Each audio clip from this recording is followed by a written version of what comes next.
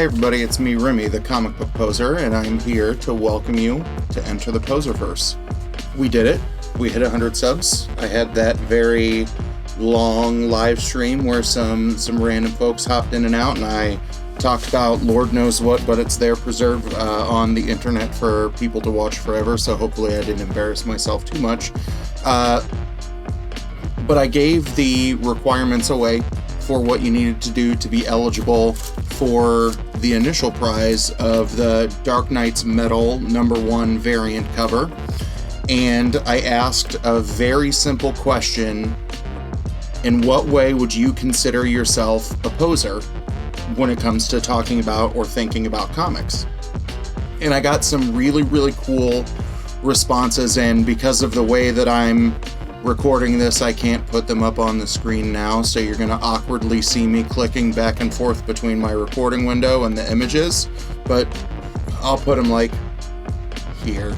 So I want to read the different responses. I tried to finally respond to everybody when the contest closed. I didn't want to clear these out of the comments not responded to. Sam King, my, loyal Canadian who I've met through the burrito, said that he's a poser when he comes to Hal Jordan, even if he's his favorite Green Lantern.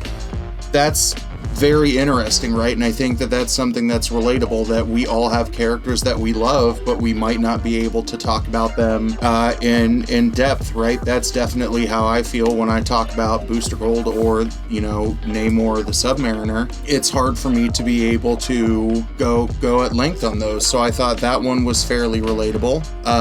Chaos said that he's a Green Arrow poser because he's never read any, and he's starting to go through the Grell run. And my response to Chaos's post is that I'm definitely a poser, because if you look up here behind me, I have a Green Arrow action figure, and the only Green Arrow stuff that I've read when he shows up in Injustice. Jim Hayes says that he's a poser with a character like Deadpool, and he gives an example of a conversation with his friend, and I think that's another good example where once a character picks up heat or they get a coveted appearance in a movie or the movie of their own, we try and carry on conversations with people, and we will either interact with fellow posers or try and show that we believe like we know what's going on and act like what we know is going on.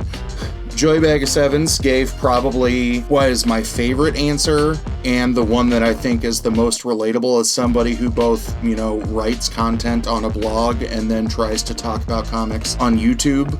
Talking about art is hard. I don't have a big background in art, that even when I have to talk about art in my history classes with my students, I can talk about the symbolism of stuff, but I can't talk about, and I think this is a good one, right? We like to talk about how fire the art is in a book or how hot the art is, but a lot of us are very, very shallow in the way that we talk about art because we don't know how to discuss it technically. Cole, who was on the video on our 100th subscriber stream for a while, talked about how he saw John Constantine action figure or Funko Pop that he thought looked pretty cool, and his daughter wants to play with it. That I'm the same way with Constantine. I know that he smokes and steals spells from women in their sleep. Burke Family 54, who I just learned the other day is another fellow Kansan, considers himself a poser when it comes to Marvel because he's more of a DC person.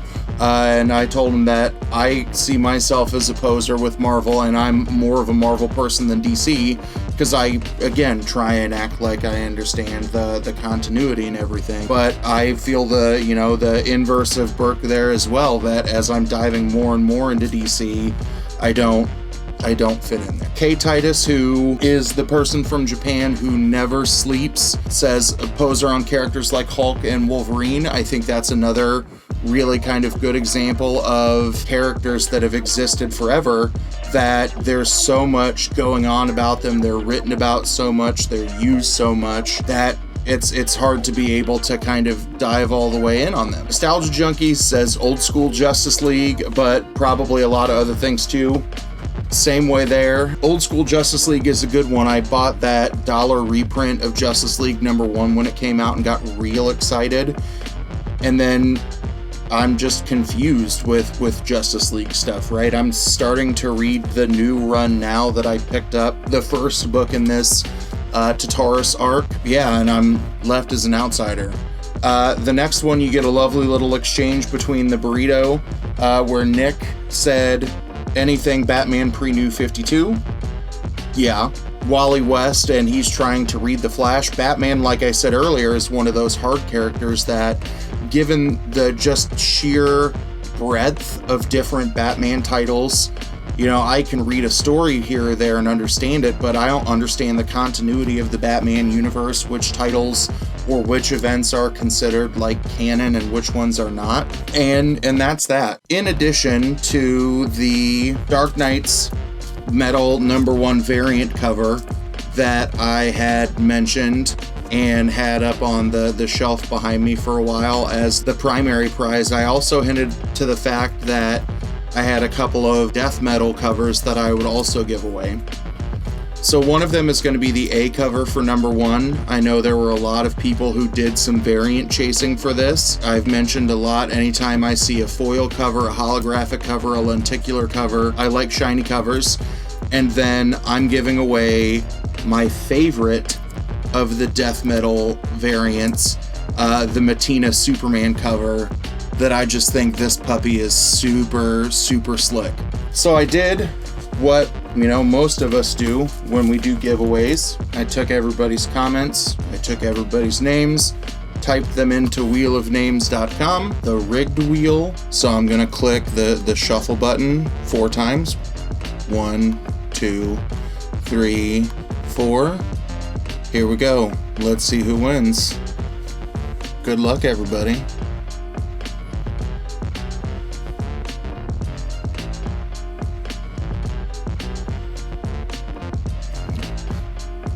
That feels like some rigged ass shit to me from the rigged wheel, since Cole was on the video when we hit 100 subscribers, but there we go.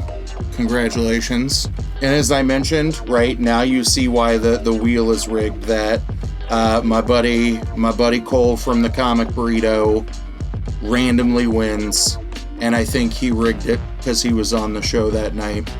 But I want to say again, thank you so much for everybody who's kind of helped support me.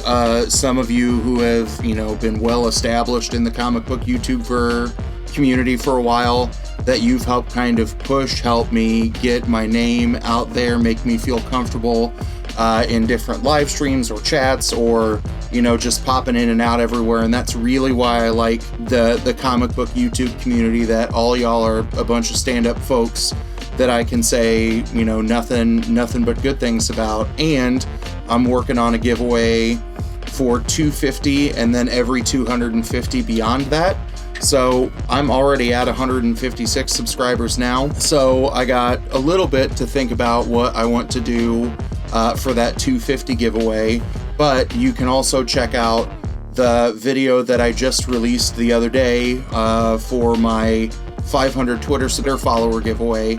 So if you want a chance to win another prize or lose on the rigged wheel, then you can check that video out. Thank you to everybody very much. I'm going to keep grinding. I'm going to keep getting my name out there. I'm going to keep hassling a bunch of y'all in the live chats, because it's fun to see how passionate and stubborn that we all are in the exact same way. So thank you, everybody. And as always, thanks for stopping by, and have a good one.